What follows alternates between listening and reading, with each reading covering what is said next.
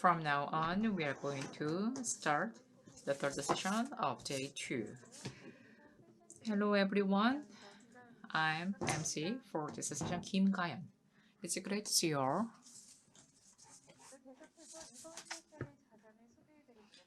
Now let me introduce the moderator for this session. Mr. Dongman Han is the senior advisor of the Center for Asian Indian Studies of Korea National Diplomatic Academy. He worked in Algeria, in US, in other countries, and he also served as the main key worker for the Blue House. He was in charge of the international economic relations in the Ministry of Foreign Affairs, and he served as the former Grand Ambassador to the Philippines. He received many awards. And now, let me turn over the mic to Mr. Han. Please welcome him. Well, thank you for your kind introduction. It's my great honor and privilege to moderate this session with very distinguished speakers. Our session examines South Korea's regional strategy and role in the emerging Indo-Pacific strategic landscape and explores the ways in which South Korea can best advance its national interest as well as contribute to peace and prosperity in the region. Each panelist will give an answer to the question, what would be the essential element that South Korea should consider in setting its regional strategy in the emerging Indo-Pacific in the coming future? The panelists will also cover a specific question that reflects their opinions from 그리고 각국의 또 입장을 한번 또 들어보는 그런 시간을 갖도록 하겠습니다. the panelists. Our first speaker is Ambassador Bilahari Kaushkan, the former Permanent Secretary of Singapore's Ministry of Foreign Affairs. Our second speaker is Professor Son Yeol, on my left, of Yonsei University. Our third speaker is Dr. Choi Shan, the research fellow at the Shanghai Institute of International Studies. Our fourth speaker is Professor Andrew Yeo of the Catholic University of America in Washington, D.C. And the fifth speaker is Professor Jo Won-duk of the Center for ASEAN Indian Studies at the Korean National Diplomatic Academy. And our last panelist, Professor Won-gi Choi, the head of ASEAN Center at the KNDA, will share his viewpoint on speakers' overall statements as a discussant. Dr. Kim Jun-young, Chancellor of the Korea National Diplomatic Academy, was supposed to give his opening remarks, but due to unexpected circumstances, he would not be able to do it. Well, given the time constraints, may I ask all the speakers to stick the time frame for about 10 minutes. Now, let me invite the first speaker, the Ambassador Bilahari Kaushkan. He served as Singapore ambassador to Russia and the United Nations and Permanent Secretary of the Singapore's Ministry of Foreign Affairs. He is now chairman of the Middle East Institute of the National University of Singapore. His presentation answers the question, what do you think South Korea needs to do to enhance the strategic cooperation with ASEAN, especially in the context of current and emerging Indo-Pacific geostrategic environment? Ambassador, are you there? You have the floor. Thank you very much. Thank you for inviting me to participate in the Jeju Forum once again. due to time constraints, let me get straight to the point, and I shall try to be as brief as possible. In Southeast Asia, the ROK, South Korea, enjoys, I think, a deep reservoir of political goodwill, which it has not, however, tapped and is underperforming in strategic terms. Korea is an important trade and investment partner. Korean brands and products are considered of very high quality, including cultural products, and the ROK is not considered a threat by anyone in Southeast Asia. But at the same time, the ROK is not considered a serious strategic actor in Southeast Asia either. And this is a loss, in my view, to both Korea and the ASEAN countries. We are at present experiencing a time of far greater than usual uncertainty and flux in international relations. At such a time, like-minded countries should work more closely together. The ROK and ASEAN may not always agree on every particular of every issue, but the ROK and ASEAN clearly are of like mind on the big issues, on the big things. It is in ASEAN's fundamental strategic interest, I should say, to do what we can to promote the development of a omnidirectional, multipolar balance of major and middle powers in Southeast Asia. And the ROK must certainly be part of such a balance. The underlying principle for this basic strategic imperative of ASEAN in these times of uncertainty is that a multipolar Southeast Asia opens up more possibilities for us than a bipolar or unipolar Southeast Asia. And this is the basic concept underlying and the fundamental purpose of ASEAN initiatives such as the ASEAN Regional Forum, the East Asia Summit, the ASEAN Defense Ministers Meeting Plus, all of which have this fundamental purpose to encourage the constructive engagement of all external powers who want to constructively engage us so as to encourage the development of a multipolar Southeast Asia. Now, the ROK, as you all know, is a member of all these forums. And in this respect, we should seriously consider why South Korea's strategic potential has not been tapped. Of course, since 2017, Seoul has launched its new Southern policy. And it is a very welcome policy, which is entirely consistent with ASEAN's own objectives, as I have very briefly described them. But, and I shall be frank here, there is nothing really new about the new Southern policy.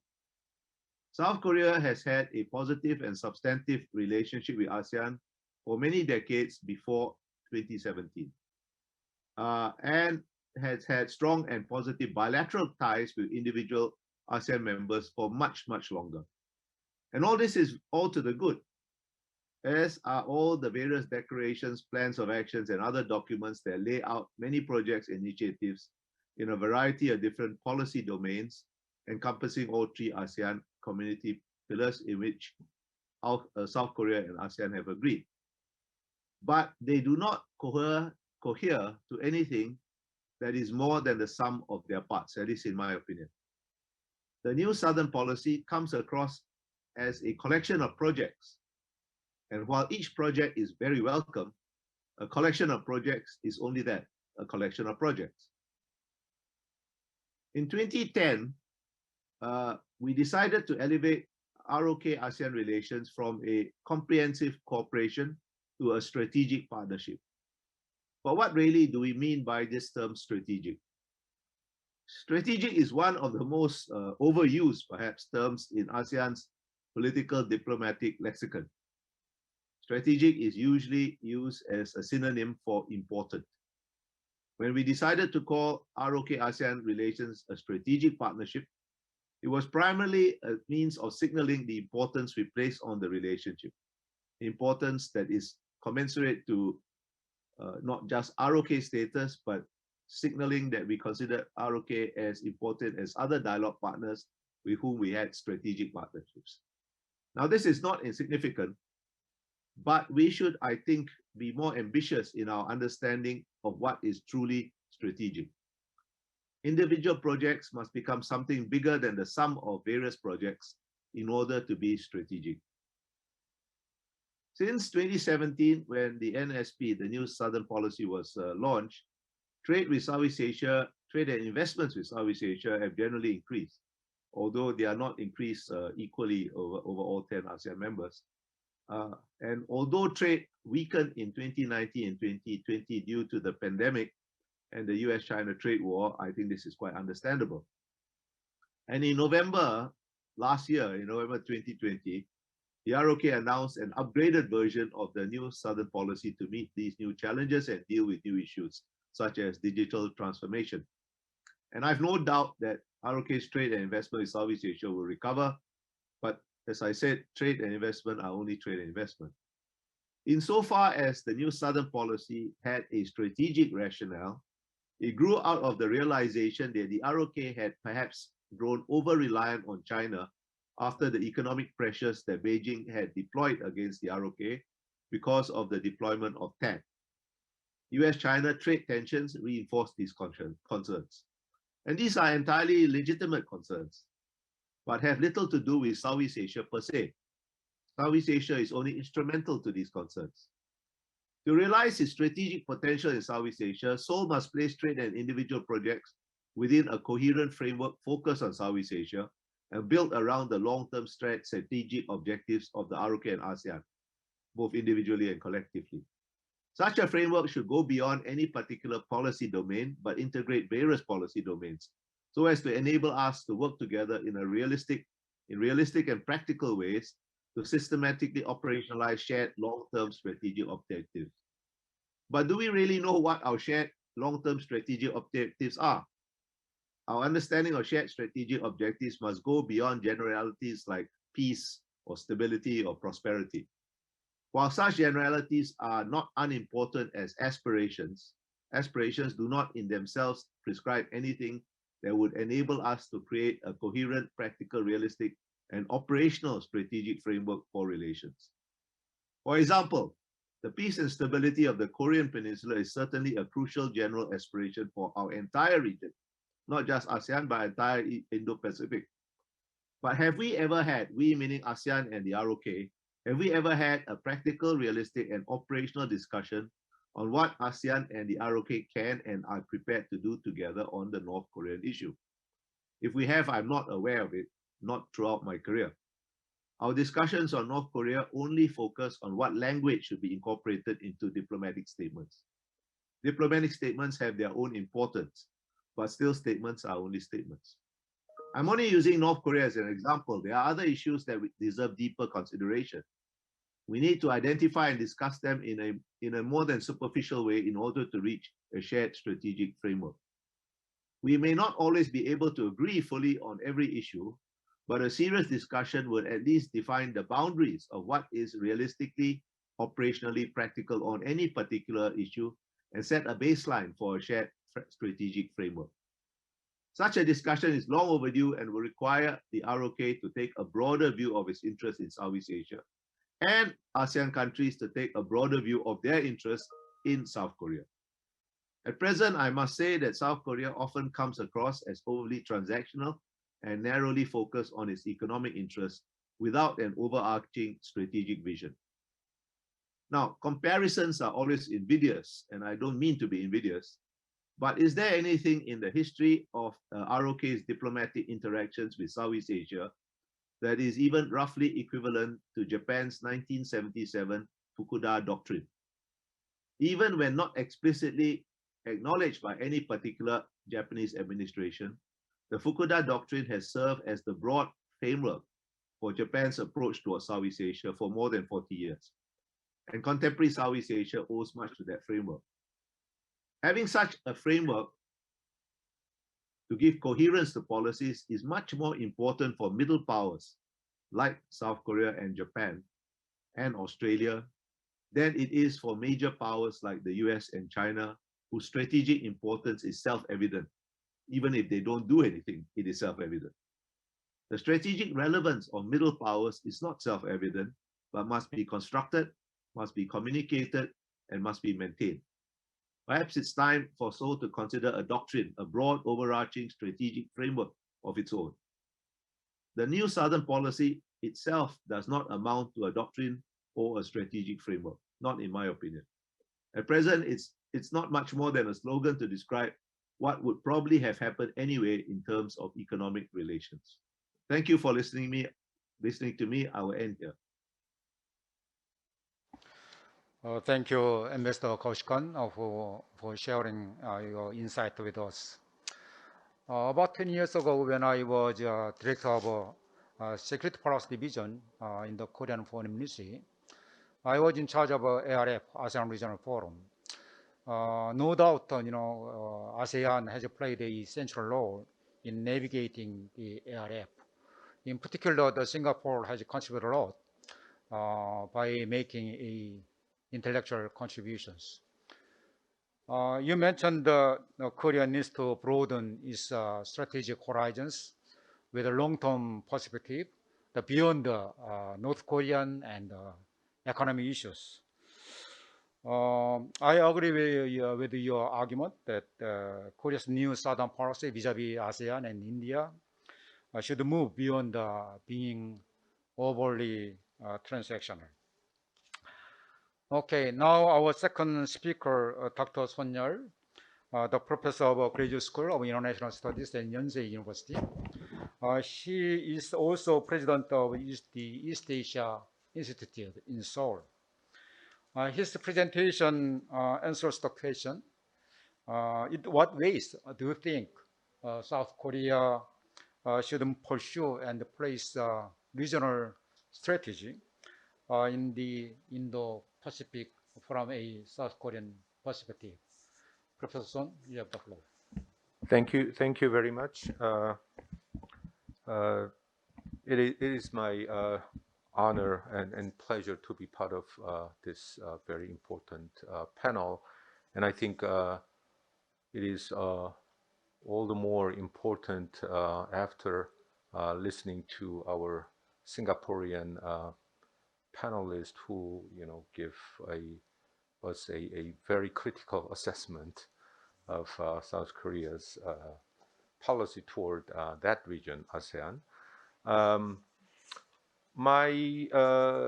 My point are two. One is about the conceptual issue with regard to regional policy, and second is based on that discussion, I would like to make some suggestions for the incoming government. Next March, the new government will come. So I just consider that the rest of the month before new government comes, we will not be able to make any the real diplomatic venture towards Southeast Asia, India, and the regional policies per se. So one is about regional concept of the region. I would like to say this because it kind of predominantly shaped the view of South Korea with regard to the region, whether that is Indo-Pacific, Asia-Pacific, etc. At a time of modern transformation in the 19th century, when Korea entered the modern world, there's a regional concept which is Asia. And various names have been used since then. All of them have this name, Asia, East Asia, Northeast Asia, Asia-Pacific, Pacific Asia, things like that.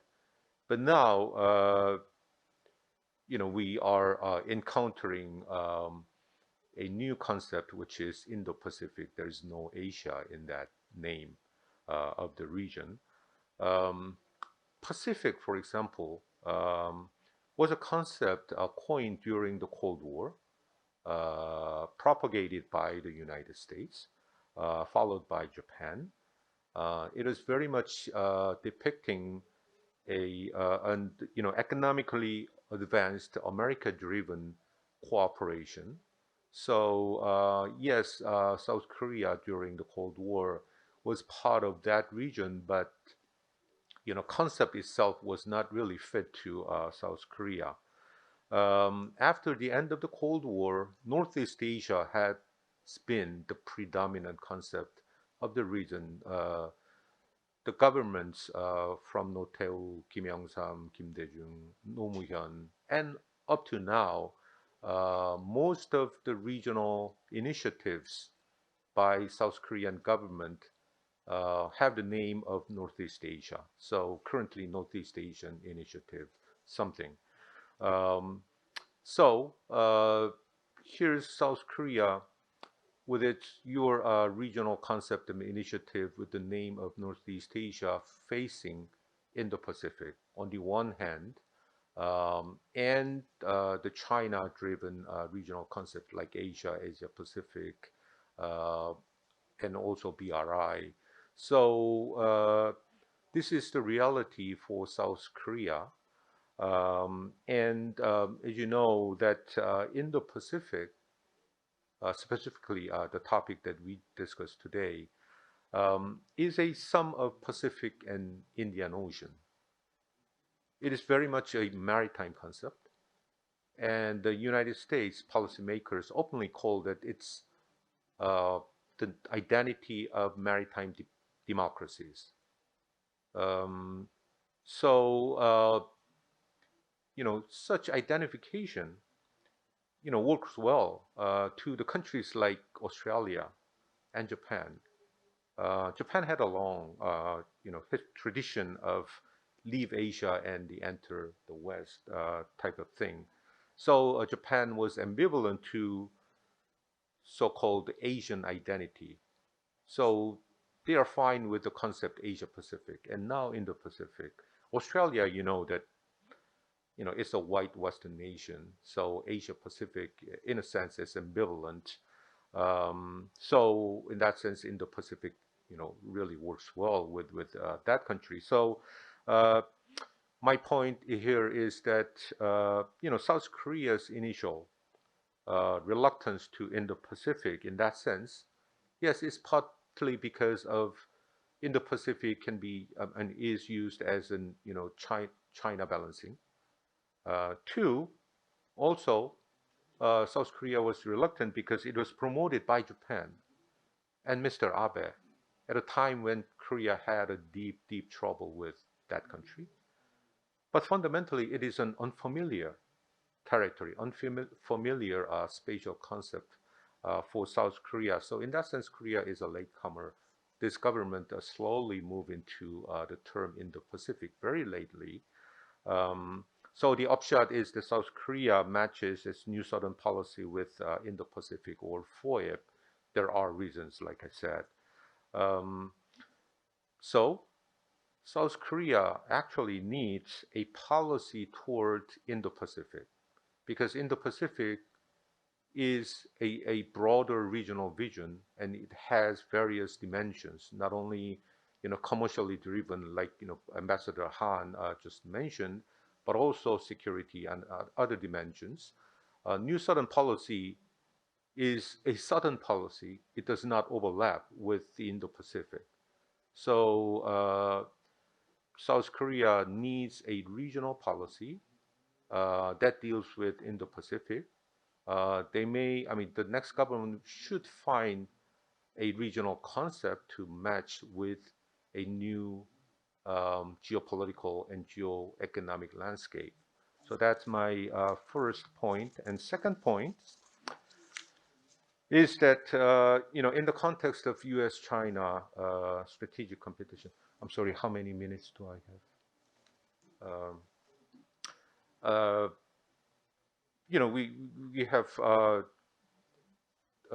the issue is FOIP, and there are two engineering initiatives, which is Quad, which are Quad and CPTPP, although United States is not part of it.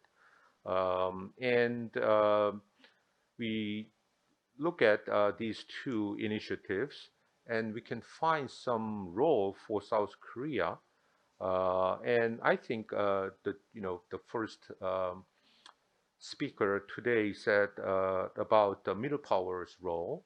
And I can find the middle powers role as South Korea as a middle power that help these regional initiatives like Quad and CPTPP implemented delivery of regional public goods, responding to shared practical problems, and adding new members that can help to resolve those practical problems and issues. And South Korea will need to play a role to make Quad and those regional initiatives also open to China. So have China feel that it is helpful to Chinese regional initiatives too. I know this is a very difficult task, but it really is an important issue.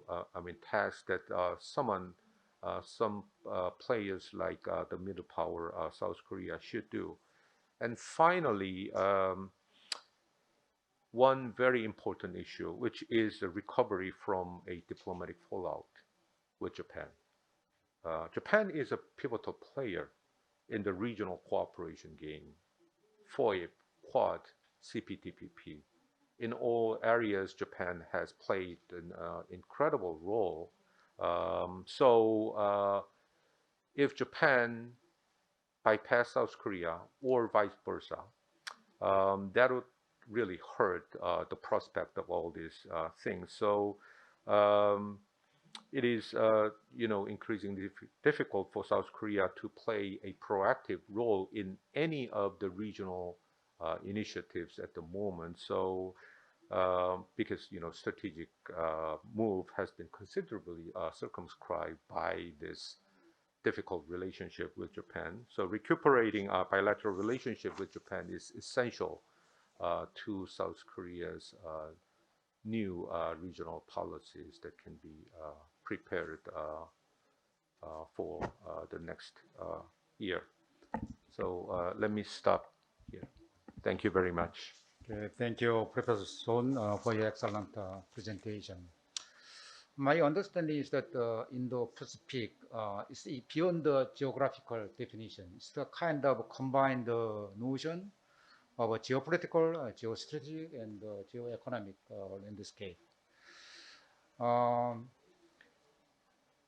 So you point out that South Korea needs to broaden its diplomatic scope of cooperation from ASEAN focused to Indo-Pacific in the future.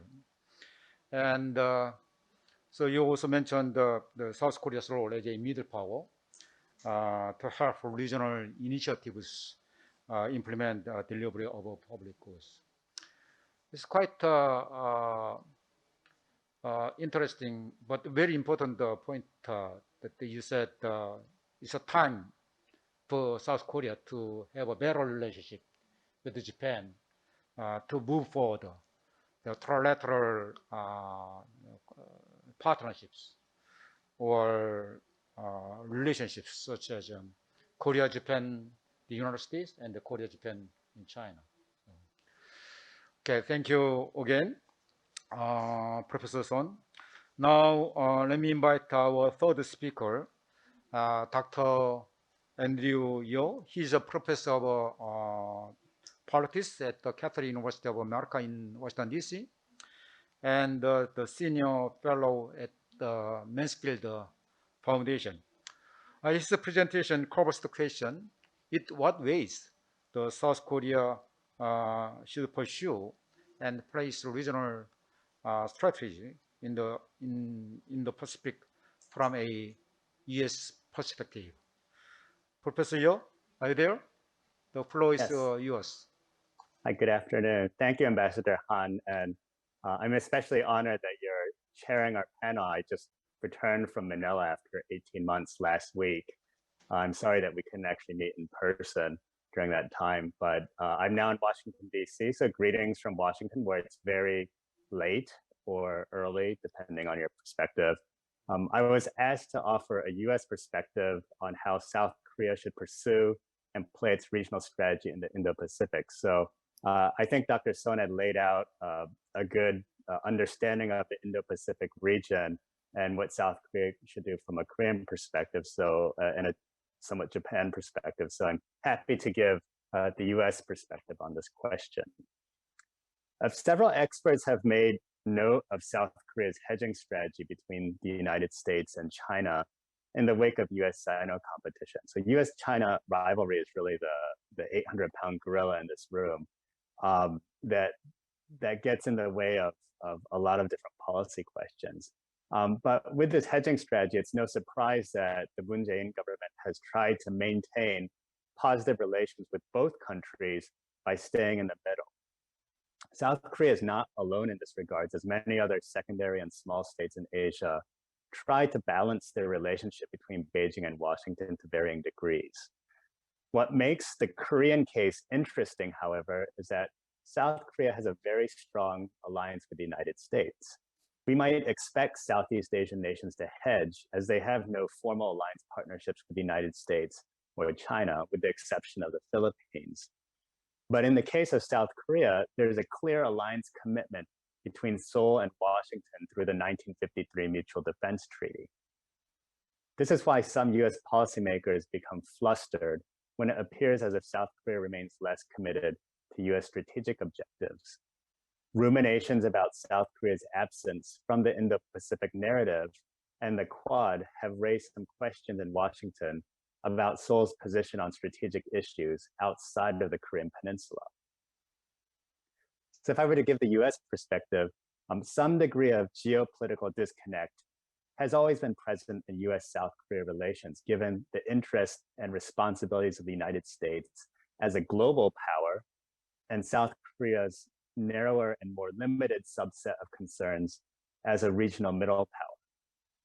These differences became more pronounced following the Trump administration's unveiling of the free and open Indo-Pacific strategy, as the US widened its traditional strategic focus on East Asia and in the Pacific to cover the Indian Ocean region, as Dr. Son had earlier pointed out.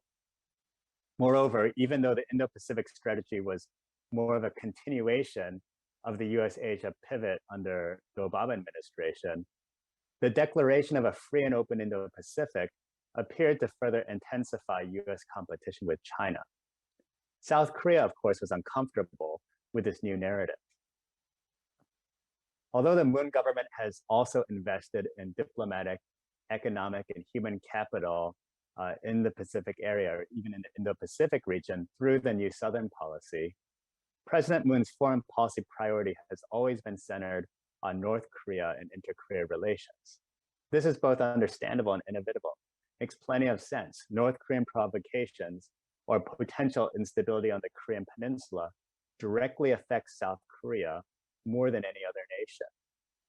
However, in its desire to make progress on inter-Korea relations, South Korea under the Moon government has become less engaged and somewhat marginalized in discussions pertaining to the Indo-Pacific security landscape. While South Korea supports Asia's existing security architecture beyond the US-South Korea alliance, the Moon government has taken a more passive rather than an active role in shaping the region's strategic environment. On the economic front, South Korea neither played a leading role in discussions framing the Regional Comprehensive Economic Partnership, the RCEP, or also the CPTPP, the Comprehensive Partnership Agreement for Trans-Pacific Partnership. On the security front, South Korea has remained peripheral to the Quad. And despite its status as a fully consolidated democracy, the Moon government has scaled back South Korean advocacy for North Korean human rights and remained relatively low-key on rights violations taking place in Hong Kong and in Xinjiang province. Now, of course, I have to state, though, that South Korea's open support for democracy in Myanmar has been a welcome sign.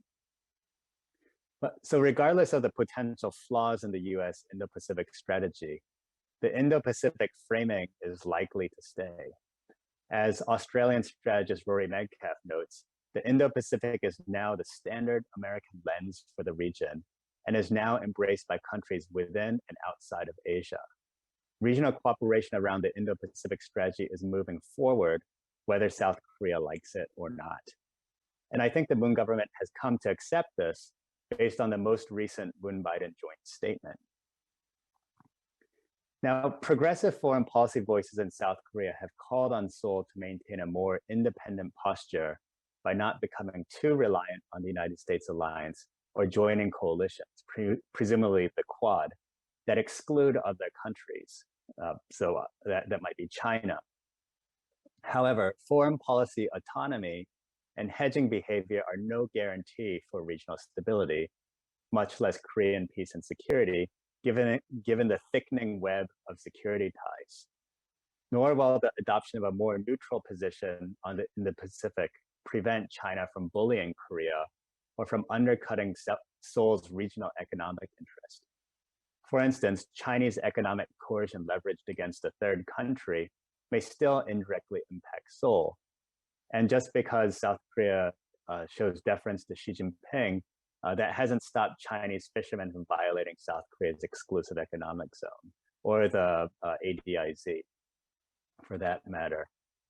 So without Washington calling on Seoul to choose sides, South Korea can leverage the US-South Korea alliance and its middle power status to play a more constructive role in shaping its strategic environment.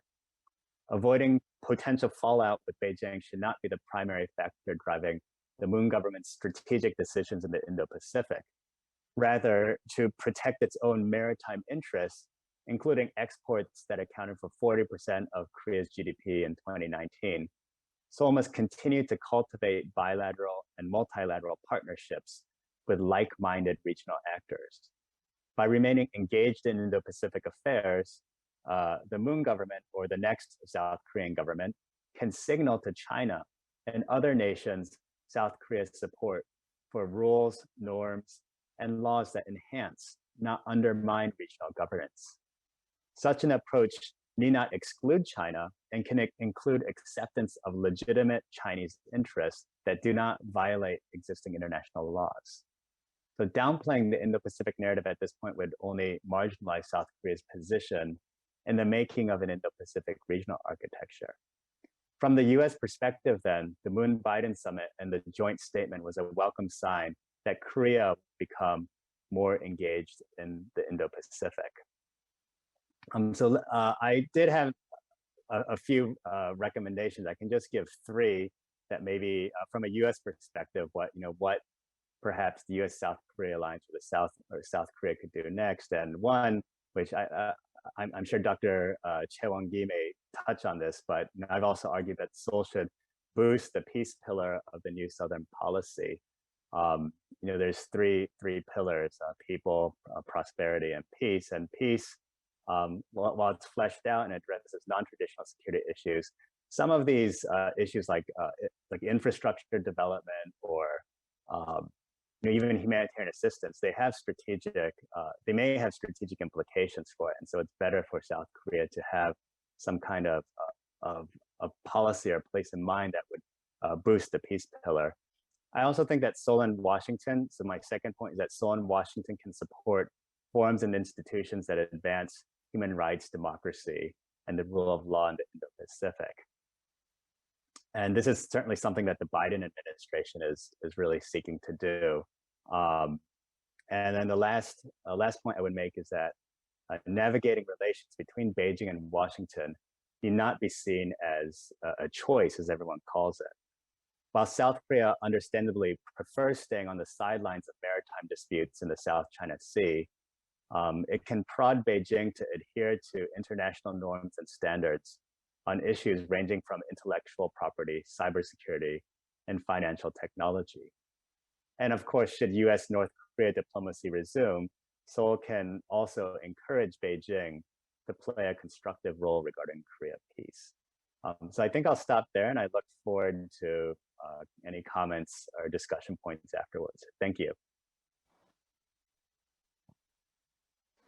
Thank you, Professor Yo, for your comprehensive presentations.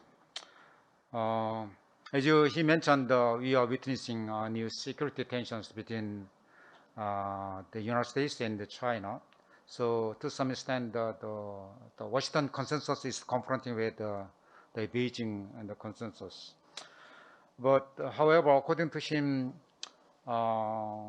this presents an opportunity for South Korea to strengthen its alliances with the United States and like-minded regional actors to advance the shared values in the Indo-Pacific. There is no doubt in my mind the recent the Biden-Moon's bilateral summit in Washington, D.C. have paved the way to expand the bilateral and multilateral cooperation in many different sectors. His recommendations for the Moon Jae-in and the Biden administrations are very worth thinking about. Now, our fourth speaker, Dr. Jo Won-duk, he is a research professor at the Center for ASEAN Indian Studies at the Korean National Diplomatic Academy. He taught courses of international relations and comparative politics at Carroll University and the University of Wisconsin-Milwaukee. Well, his presentation answers the question, in what direction South Korea should navigate its regional strategy in the coming years. Dr. Jo, you have the floor. Thank you, Ambassador Han. It is a very honored for me to have a chance to express my personal perspective on South Korea's regional strategy in the Pacifics. I believe that the world is entering the state of disequilibrium in the sense that there are rising powers which is now extending its sphere of influence in the world, and relative declining dominant power which have been lost the strategic advantage over the past decade. So a number of the small and middle powers in the world are going through the tunnel of this equilibrium in the world of politics. And in that regard, in order for South Korea to explore a regional strategy effectively responding to the shifting international relations in the Indo-Pacific, and we need to know what are the features of international environment to be assessed. I think that we have seen profound change in the regional and global environment over the last years. We know that the COVID-19 pandemics has brought unprecedented challenges for countries in the Pacifics. Specifically, the COVID-19 pandemics has accelerated geopolitical and economic shifts, which narrow down the small and middle powers' strategic options in the regions. For instance, we have seen rise of the China's assertiveness and influence, and the relative decline of U.S. international commitments, and the intensification of the U.S.-China strategic competitions. As one of the most popular international relation jargons, the Indo-Pacific concept, Indo-Pacific became the central strategic space of the confrontations between China's Belt and Road Initiative and the US-led Indo-Pacific strategies. The United States emphasized ASEAN centrality while promoting the Indo-Pacific strategy. But it is still unclear whether the United States will consistently strengthen its constructive engagement in Southeast Asia in the time that lies ahead. The United States has intended to respond to China's rise with a focus on the role of like-minded countries, such as Quad countries. On the other hand, China has been intensifying its assertive behaviors to consolidate its dominance in the South China Sea, using the COVID-19 pandemics as an opportunity. There are two implications from recent international relations in the Indo-Pacific. At first, the the power competition between the dominant power and the challenging powers creates instability and uncertainty in the global governance. The rising power is not competitive enough to shape the international order and provide newly emerging public goods in the fourth industrial revolution and the post-pandemic international relations. The declining power has the willingness to lead the new international order and the breakthrough, the new challenges in the global governance. But it is not fully capable right now to do the job alone. Regional powers recently realized that great powers may have difficulty addressing challenges on all fronts globally. So we have seen a number of competitive and capable countries in specific issues and a particular crisis. The world now demands the role of those countries, those competitive countries, and small and middle power countries more than ever.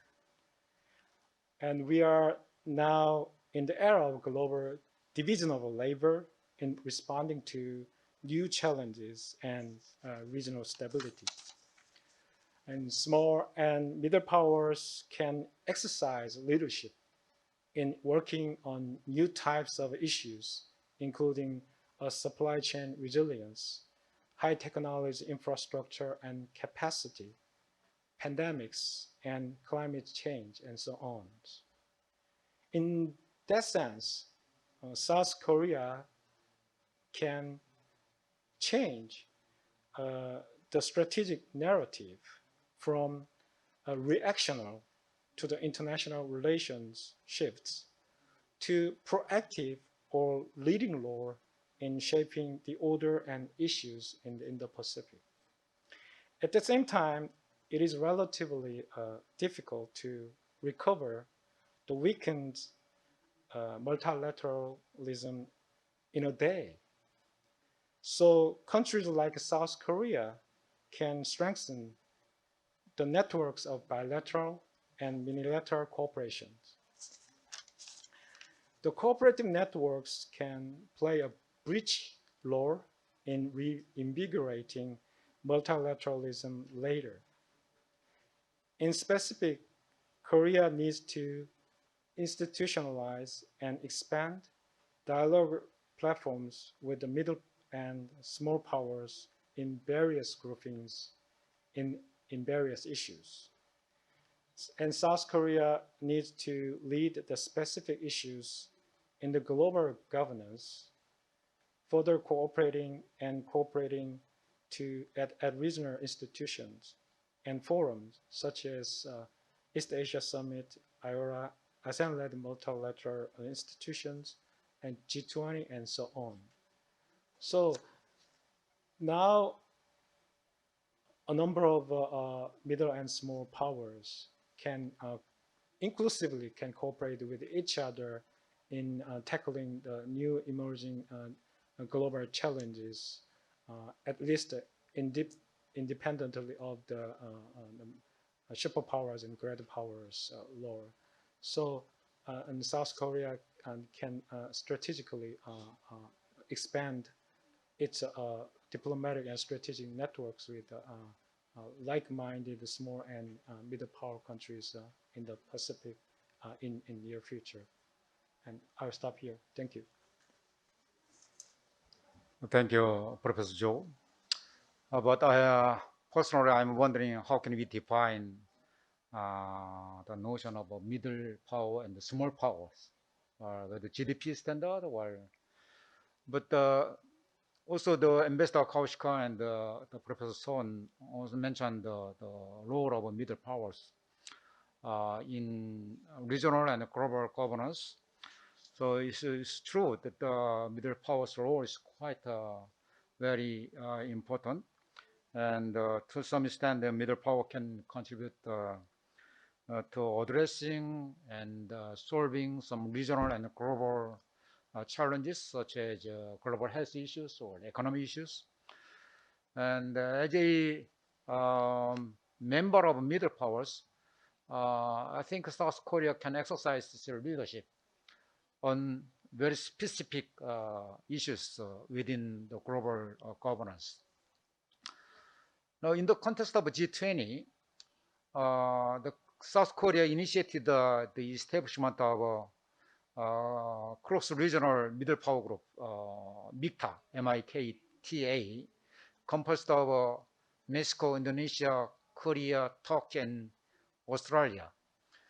But we can expect more cooperation among the MIKTA member countries, and also the MIKTA can contribute more on some specific issues. So we can devise some ideas how come middle or small powers, whatever the name is, can contribute more in the regional and global security architectures. As you mentioned, non-security issues such as climate change is a very important areas for middle powers or small powers to raise their voices in the international arena. Thank you, Professor Joe. Now, let me invite our fifth speaker, Dr. Hye Chun. He is the fellow at the Institute of Strategic Studies and research fellow of the Center for Maritime and the Polar Region Studies at Shanghai Institute for International Studies. His presentation answers the question: in what ways do you think South Korea should pursue and place regional strategy in the emerging Indo-Pacific from a Chinese perspective? Dr. Wei, are you there? You have the Yes, floor. Okay, thank you, Mr. Ambassador. I'm very honored to be invited by the Jeju Peace Forum to participate in this panel titled Indo-Pacific and South Korea's New Southern Policy. So my topic is about the Indo-Pacific as a term and also Republic of Korea's New Southern Policy from the Chinese perspective. First, I would like to say the Indo-Pacific is a geopolitical term. So according to the latest archaeological study, the term Indo-Pacific was an invention of German geopolitician Karl Haushofer in the 1920s. Some would argue that some Indian scholars reintroduced this term into international relations around 2007. At the time, the concept string of poles in the Indian Ocean, which refers to China's serial seaport and related infrastructure construction in northern Indian Ocean and East African coast, was a hot topic of international opinion. So in the same year of 2007, Japanese Prime Minister Shinzo Abe and Foreign Minister Aso raised another term, which is called the Arc of Freedom and Prosperity, coincided with the reinvented concept of the Indo-Pacific. It was not because of the inventor of the Indo-Pacific was a pro-Nazi scholar, China rejects this term, but only in Chinese language literatures for several reasons. First, it is a term of political value-based concept, naturally excludes or even aiming at China. When introducing the term of Arc of Freedom and Prosperity, Prime Minister Abe and Foreign Minister Aso all made it clear that this term was based on the democracies in the Indian and Pacific Ocean, and called for the unity of like-minded democracies in this border region. Second, coincidentally, the Indo-Pacific is overlapping with China's energy lifeline. China's 70 more imports of crude oil, which amounts to hundreds of millions of tons annually, should transport from Middle East via sea route of communications across the Indo-Pacific. This is definitely seen by the Chinese as its a vulnerable weak point, and so true that China invented the term of so-called Malaga dilemma to avoid this dilemma and find an alternative route to circumvent the Malaga Strait.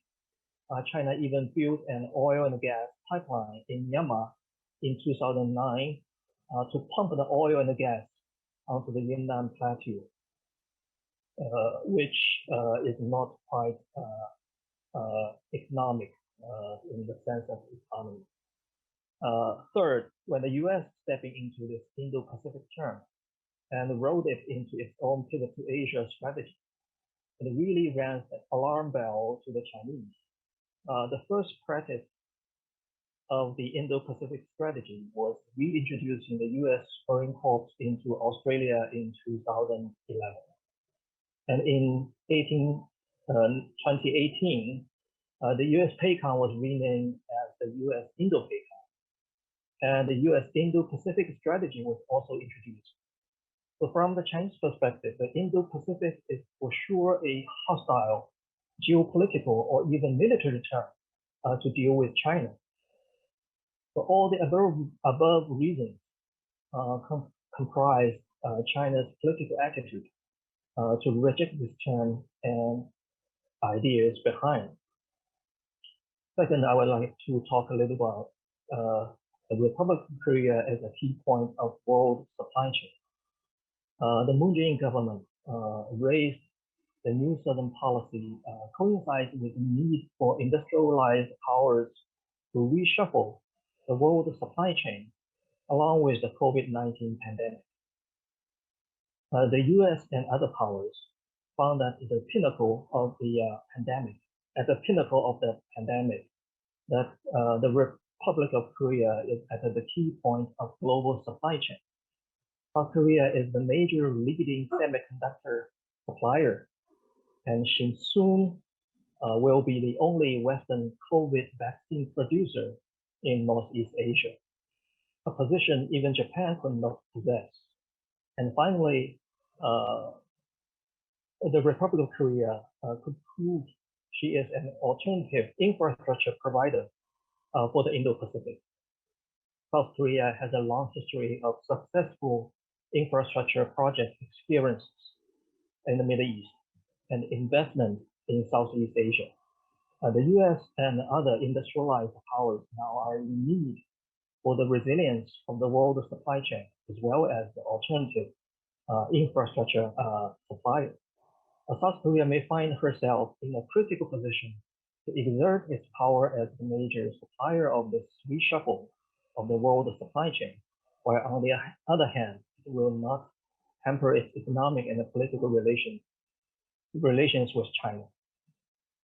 And finally, if time allows, I would like to give some tentative advices. First, the landscape of the US-China competition. From my personal perspective, mainly a geo-economic and attraction competition, then the geopolitical or even military competition. So in this term, the levers of the geo economy will finally exert its influence on the geopolitical landscape in the Indo-Pacific. At this point, South Korea is in a very advantageous position to exert its geo-economic and also attraction levers to finally gain its geopolitical influences in this broader area. Second, it really needs some kind of quiet practice than a high profile, because the key to the balance during this strategic competition between China and the US is very a subtle and a delicate trial, and the prospect of this strategic competition is still unknown. We are entering into a kind of uncharted water for this strategic, from this depth and also the scale of this strategic competition. It's unprecedented in human history. Finally, I would like to give the point that this no picking side definitely is President Moon Jae-in's government policy, but this no picking side policy might soon be over. During the Trump administration, the ideas of Blue Dot network, such as also the Clean network, has already been risen to the certification and also assessment of the standards of investments, and also as the world supply chain supplier will definitely continue as the standard for the revaluation of this standard of investment around the globe during the Biden administration. So I would propose that how for the Republican period to keep on those networks, and also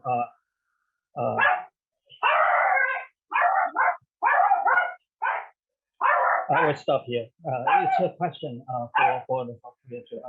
I will stop here. Thank you. Okay. Thank you, Dr. Shesta, for sharing your thought with us. Well, he described the Indo-Pacific within the notion of geo-economic issues rather than geopolitical issues. But if we define Indo-Pacific as a kind of a maritime notion, but securing those sea lane and the guaranteeing the freedom of navigation are very essential to all countries. So in the sense, well, you mentioned, for example, Blue Dot network propelled by the US, Japan, and Australia.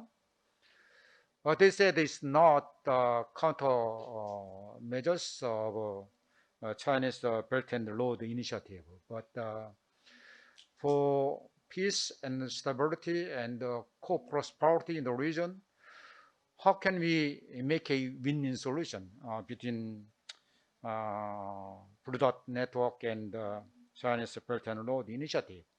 That's the huge task for us, but if we pull our common wisdom, we can make a progress in the future.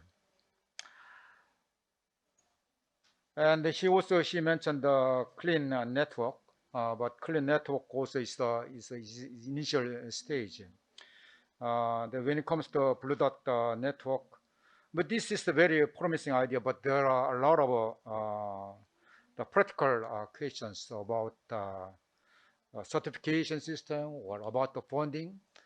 But recently the OECD started to design a platform for BDN, eventually to revitalize the huge infrastructure investment in the world.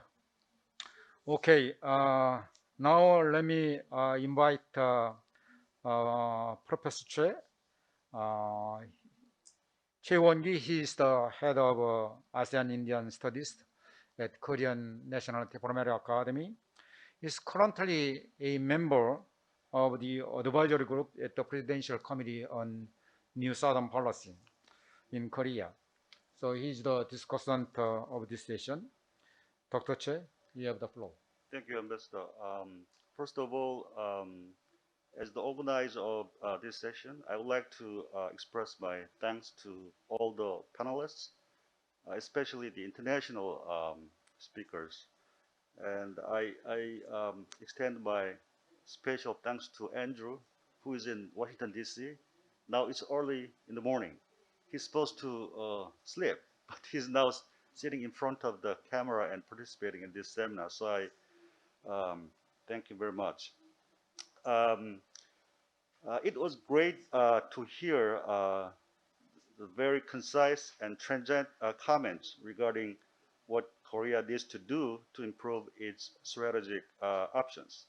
As discussant, I would like to limit my comments to raising a few specific questions to the three international speakers.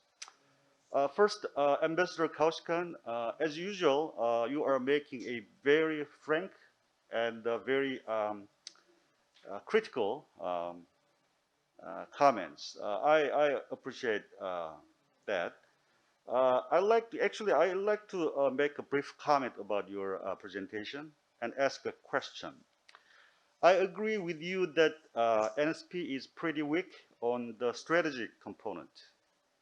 But NSP is not all about the new Southern policy. I mean, NSP is not all about trade and investment, as you argued. It has other policy components other than trade and investment. Well, actually, trade and investment, the economic engagement, is just one of the three core policy components of NSP. We have another policy component of diplomatic rebalancing towards ASEAN member countries. You know, Korea has been traditionally prioritized only the big four powers, and ASEAN has been a secondary partner in conventional Korean diplomatic approaches and orientations. So we want to kind of change that with the introduction of New Southern policy. We also have a strong component of regional cooperation in NSP. Well, actually, that was the original design of the NSP, New Southern policy. But as Ambassador Kauskan pointed out, the implementation of this NSP is actually off the mark of the original design, actually. So we have too much focus on economic engagement and development cooperation, too much focus on bilateral relations rather than multilateral cooperation, and too much focus on non-traditional security issues rather than traditional security issues, regional strategic issues regarding peace and stability in the Indo-Pacific region. So in that sense, I would agree with Ambassador Kauskan's comments that I think we need to do something about the imbalances in the implementation of NSP. I hope we could do something about this imbalance in NSP down the road. Now, let me raise a question to you, Ambassador Kaushkan. You said that NSP is too much focused on gaining economic interest, and for that reason, too much transactional. And you also pointed out that Korea is underperforming in Southeast Asia. Could you explain what South Korea can do in Southeast Asia other than economic engagement and development cooperation in order to enhance its strategic performance? So what would be some of the ways to overcome this underperformance of South Korea, strategic underperformance of South Korea in Southeast Asia? That is my question to you. And next, I would like to raise a question to Dr. Chen from Shanghai. You know, about a month ago, President Moon traveled to Washington and met with President Biden. And they produced a pretty robust document regarding ROK-US cooperation on the Indo-Pacific. In the joint statement, the two leaders said that they share a vision for a region governed by democratic norms, human rights, and the rule of law at home and abroad. And the significance of the US-ROK relationship extends far beyond the Korean Peninsula. So I think this one important implication of these statements is that they are indicating to expanding the operational boundaries of ROK-US alliance beyond the Korean Peninsula and willing to be engaging in regional issues to a greater extent down the road.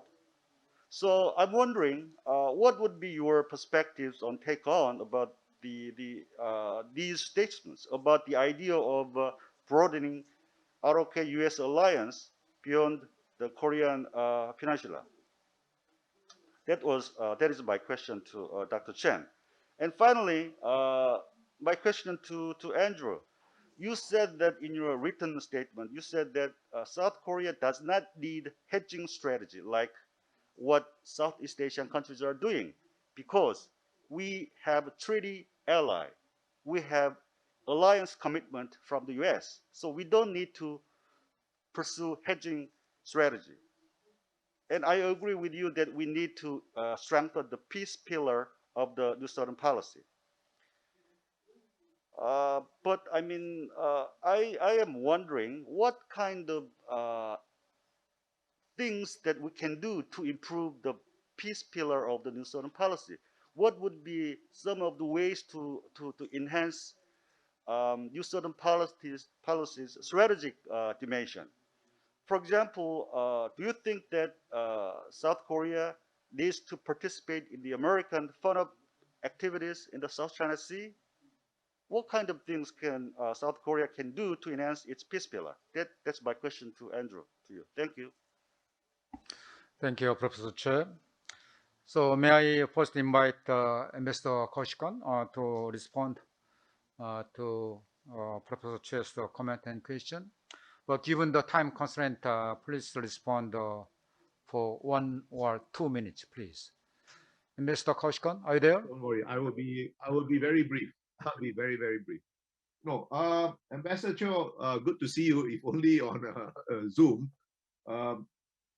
You are right. You know, I am quite aware of the other pillars, and I did mention you have had a long, South Korea, I mean, have had a long both bilateral relationships in Southeast Asia, as well as there's been a dialogue partner, a member of all the ASEAN forums for a very long time before there was a new Southern policy. And that's the point, you see. It is not really new in that sense. What can you do? Well, I can think of a few things. First of all, I think you need to integrate better all the three elements, the three pillars of the new Southern policy: the economic engagement, with the diplomatic engagement, with the regional cooperation and engagement. I don't see it as integrated. And to do that, I think you need to do two things. Firstly, within Korea, you need to sit down in a multi-agency way, because not everything is from the foreign ministry or from the defense ministry or the economic agencies. You have to sit down and try to see how you can, what are you prepared to do in an integrated way? And what is the goal of this integrated thing? What is the strategy? What kind of Southeast Asia would you like to see beyond the generalities? Secondly, having gone through this internal process, I think you need to have seriously engaged ASEAN on this kind of strategic discussion. As far as I'm concerned, I may be wrong because I've been retired for some years now. But while I was a SOM leader and I was a permanent secretary, I have never participated in really a strategic discussion with South Korea. We have had many discussions, but they tend to be on particular issues, not the kind of broad overarching discussion I think we need to have. And in interest of time, I'll stop here. Thank you, Mr. Kaushkan. Now, Dr. She, followed by Professor Yeo. Thank you, Chair. I would like to answer the question about the latest summit between President Moon Jae-in and President Biden in Washington, D.C. Definitely, this is to reiterate the importance of the U.S. and South Korea allies. And also, I found very interestingly that South Korea has been put in a pivotal position of the manufacturer base in terms of not only this abolishment of the U.S.-South Korea missile guideline, but also this introduction of the COVID vaccine manufacturer base that will be set up in South Korea. So the position of South Korea became more and more important in this reshuffle of the world supply chain. But on the other hand, the two sides also reiterate the importance of the human rights. But from my perspective, there's a lot of understanding long also existing in Southeast Asian countries. There's no interference of internal affairs of the one typical state. China being the Hong Kong and also Taiwan and Xinjiang questions as its internal affairs. That's why most of the Asian countries are very cautious in dealing with the human rights issues and try to, from the request of the United States, try to point fingers on one specific nation. It's my, break the unity of the South Asian countries and also the good relationship like China and South Korea. So this is a kind of a very delicate a game of balancing how to proceed with this newly gained important position as a U.S. ally and also the key position in the world supply chain. On the other hand, as an ally member, South Korea have to stand together with the United States on human rights issues, while not pointing finger on the domestic affairs of another country. Especially economically, it's very important to South Korea, which is China. So in the whole, it depends on the future prospect of the China and U.S. strategic competition. The world might need to know this, to see the prospect of this competition, but rather on the geo-economical and also soft power perspective, which is from the just nice point of view is the attractions, but rather than on the hard power competition. The hard power competition can play a role, but at the end, the geo-economical, rather a military security or geopolitical competition may, shaping the landscape of the future of this our planet. So I really hope this competition, how this competition will, appear on the horizon, will remain the question. We wholly understand that it's also a part of China's role to shape the future prospect of this strategic competition between China and the United States. Thank you. So, Professor Yeo. Sure, I'll be brief because I know we're out of time. So Dr. Che asked, what can South Korea do to improve the peace pillar? I'll give 3 suggestions.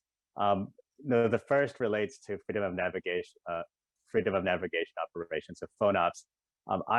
I am concerned also about triggering a security dilemma and wondering what China's response would be if South Korea actually participates in a FONOP. So I wouldn't say participating in a FONOP operation at South China Sea, especially if ASEAN wouldn't support this as well.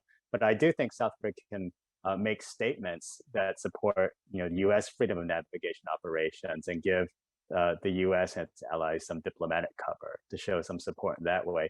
But the other 2 areas for improving peace pillar, the second would be actually on development cooperation. Now, I know we think of development cooperation as falling under the prosperity pillar, but as I mentioned before, there are strategic implications to things like 5G, the establishment of 5G networks, or cybersecurity, or even anything that has to do with setting standards or technology platforms.